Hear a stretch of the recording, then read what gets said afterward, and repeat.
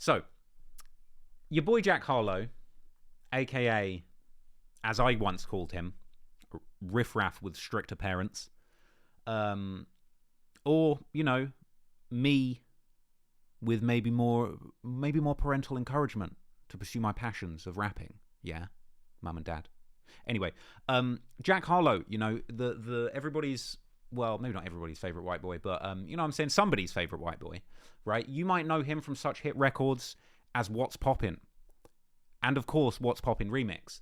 He's released another project called The Jack Man, and a lot of people have been DMing me, a lot of people have been hitting me on Twitter saying he's dissing you on the first track. Common Ground, he's dissing me, and I was like, Cap, no, he's not dissing me.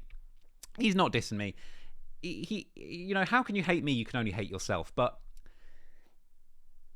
let's get into it, because I checked it out and I was like, he probably is dissing me. It does seem like he's dissing me. So let's hear what he said. So this is a song. Let's read the introduction to the song real quick. And we do need to get on to something else in a bit. But anyway, Common Ground, the introduction to Jack Harlow's third full-length studio album, Jack Man. Harlow is seen rapping about the divide and arrogance between white suburban children and black children raised in poorer neighborhoods, where each's paths will eventually cross. The evident use of the string instruments and snares in the song's background supports the build-up to Jack's eventual raspy flow and voice, in which he raps about the misuse of the N-word in the suburbs. That ain't me, but anyway. Furthermore, Jack depicts an ironic story of suburban children with financial support from another, ending up reporting on an urban nature. Now that sounds like me. Let's just see. All right? Let's just see.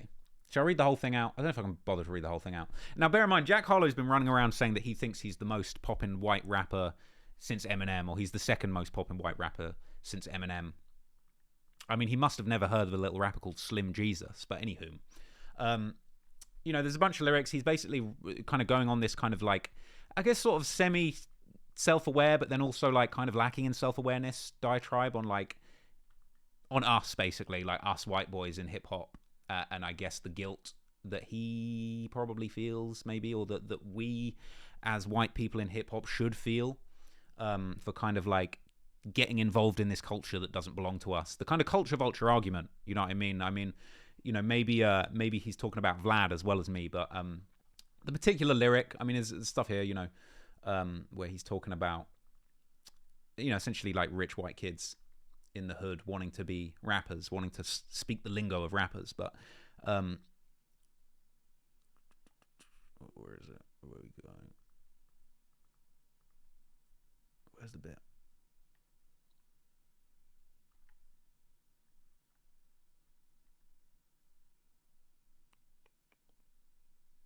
Here we go.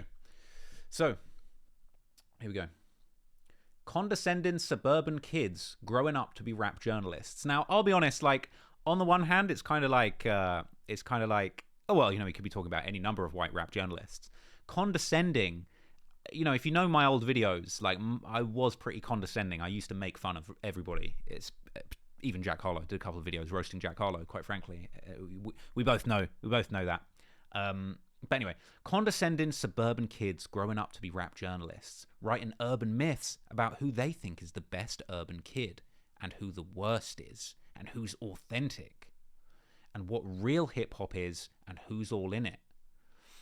Thrift shopping for articles and garments that feel like they came from a foreign environment. Secondhand Bape, Supreme, and Gallery Department. Anything to feel less harmless.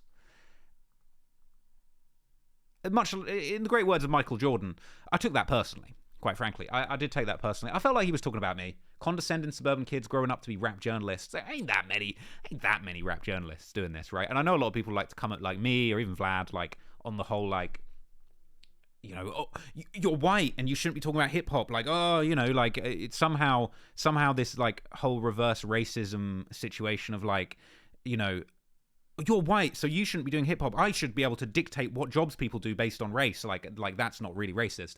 But, like, you know what I mean? Ain't that many condescending white rap journalists out here, I would say. Writing urban myths, I would say generally facts, I don't know about myths, about who they think is the best urban kid and who the worst is, who's authentic.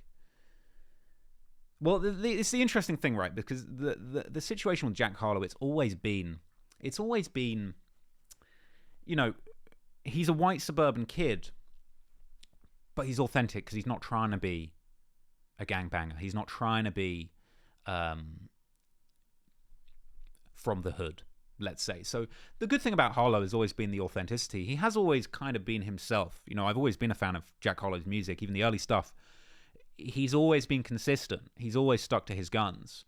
And, you know, I do actually think it's interesting because I think clearly this track, to a certain degree, is a self-reflection, right? You know, he is the white guy in hip-hop. You know, a lot of people had a problem with him. He probably gets a lot of the same criticisms that I get. You know, ironically, in this case, he's dishing it back at me. I feel like it almost seems like he's drawn the line of, well, you're bad because you're talking about who's authentic and who real hip-hop is. And if you go back to the start of the song and he's talking about, like, reciting rap lyrics about murder and cash profit, get to feel like a thug but don't have to act on it. Local homicide rates got them astonished, reading about it on a laptop in pajamas, Microsoft Office to complete their assignments. Now, I use Google Docs to complete my assignments, so clearly he didn't know enough about my workflow to really get me where it hurts.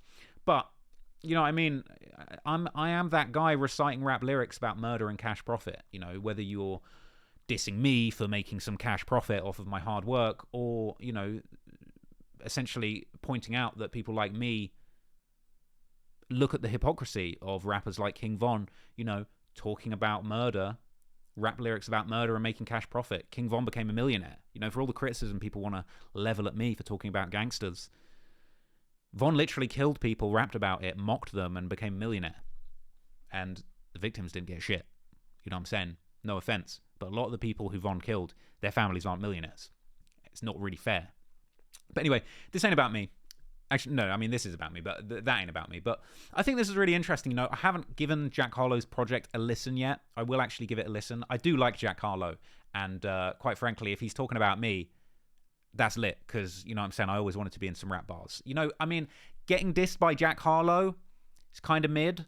You know, I'd prefer, like, you know, when Nas called out academics, like when Jay-Z roasts academics, like, I'm trying to get, like, a Lil Durk bar. Lil Durk has dissed me once before, actually. But, you know what I'm saying? I'm trying to get, like, who would be good to diss Trap Lil Ross? Like, who would be a good one? Not Jack Harlow, but, like, someone good, like, that would be cool to get dissed by. Like, you know, maybe, like, Future. Like, Future, like, made fun of me in the auto-tune accent. Like, that might be lit.